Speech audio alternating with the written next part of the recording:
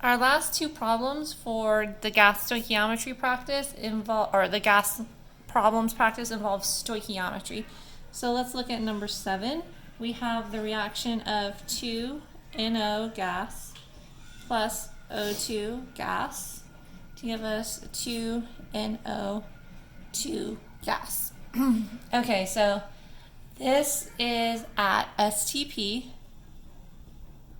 So we're at standard temperature and pressure. And we are asked what volume of NO at STP is required to react with 5 liters of O2. So we have 5.0 liters of O2, and we're solving for how much NO gas we need. Okay, so STP is sort of a magical thing where we're able to directly compare volumes of gas. So essentially for every 1 volume of O2, we need 2 volumes of NO.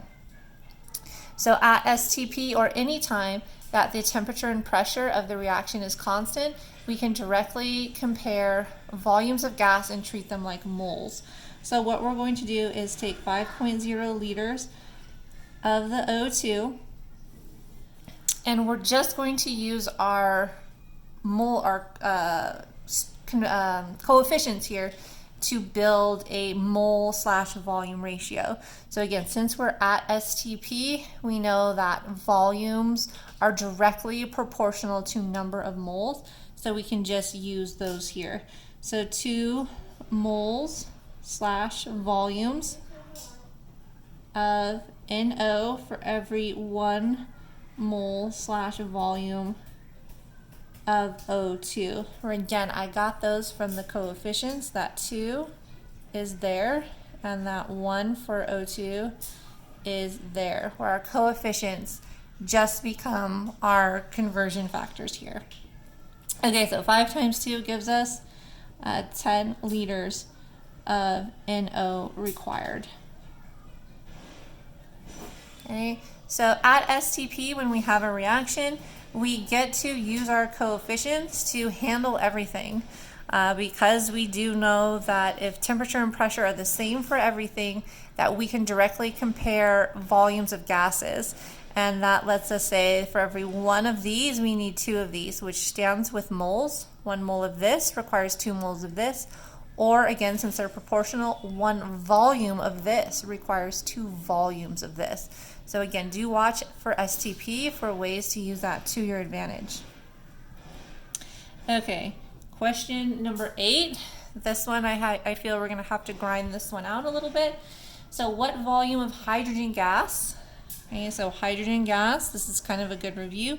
Hydrogen gas is H2 gas, and it's at 746 torr. It's at 25 degrees Celsius. And it's going to be produced by the reaction of 0.5 grams of magnesium with excess HCl. Okay, so what volume of gas would be produced in the reaction? Okay, so we have these particular conditions here, and we have this here. So in order to start, we need a balanced equation for this. So we have magnesium and we have HCl that we know are the reactants from the problem. So Mg solid plus HCl. It's an acid, so it's aqueous. Arrow, we know one of our products is H2 gas.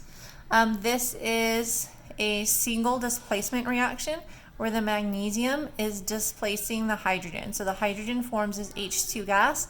The magnesium then is going to be oxidized to magnesium 2+, and it's going to form with the chloride. So magnesium forms Mg2+, and chloride is Cl-. So we're going to have MgCl2aq.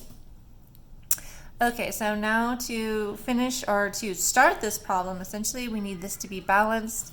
Looks like we have 2 H2s and 2 Cl2s, so that means we're going to have a 2 here. So 2, 2, and 2. Okay, so now that we have that, Okay, so we can move now to the fun part here. So we're going to do stoichiometry. We're asked to go from this to this here. So we're starting off with this quantity. So 0.5 grams of magnesium. Okay, so since it's a solid and given to us in grams, to turn it into moles, we're just going to use its molar mass. So for magnesium, that's 24 point, we'll call it 31. So 1 mole of magnesium per 24.31 grams of magnesium. Okay, so next we need a mole ratio to go from magnesium to hydrogen. So for every 1 mole of H2 in the reaction, we need 1 mole of magnesium. And then normally in stoichiometry, we would turn this into grams of hydrogen, but we are going to stop here. So if you look up here, we're asked to solve for a volume of a gas. So we've been given pressure, we've been given temperature. If we solve for moles, like we're doing right here, we'll have everything we need to use the ideal gas law. So we're going to stop right here and solve for moles. So we have 0.5 grams divided by 24.31 times 1 and then divided by 1 gives us 0.02, we'll call it 0.06 moles of H2. Okay, now that we have moles of H2, we can use PV equals nRT and solve for volume. So volume equals nRT over P. So our N is 0.0206 moles times 0.0821 liter atmosphere per mole Kelvin. Okay, so looking up here, our temperature is 25 degrees Celsius, so 25 plus 273 gives us 298 Kelvin. Our pressure was given to us in torr, so before we can use that, we need to convert that to atmospheres. So really quickly up here, we're going to do a quick conversion.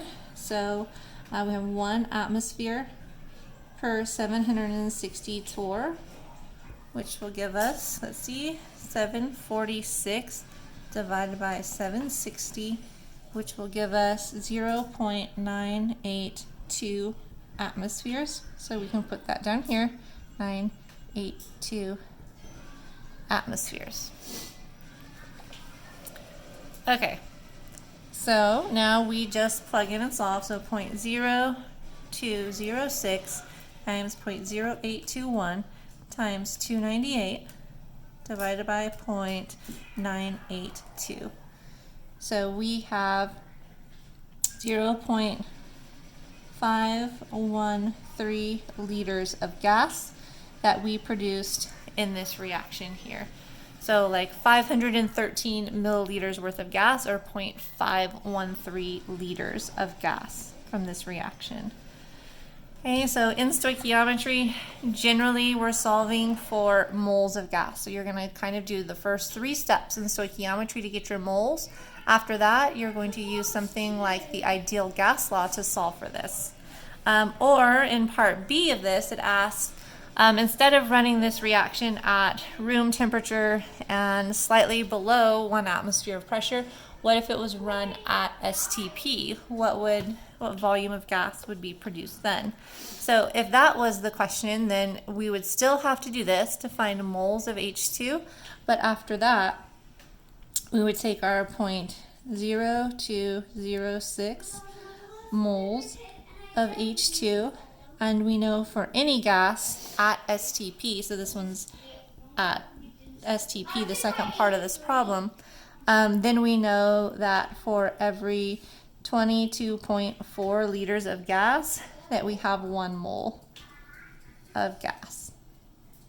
So our moles of gas cancel, and if we take our moles of 0.0206 and multiply it by 22.4, we get our volume of 0.461 liters.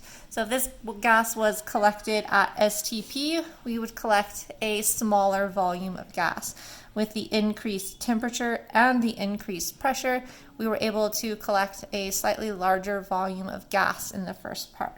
So again, how much of a gas we produce in a reaction or however it is doing definitely depends on pressure, volume, temperature, all of those different things. So again, slightly different here because we changed the pressure and temperature. And also sort of a good reminder that you can't always just use STP. So since these conditions were not STP, we had to use the ideal gas law. If we would have just jumped straight to STP, we would have been incorrect. Okay, so those are important things to note when solving gas problems.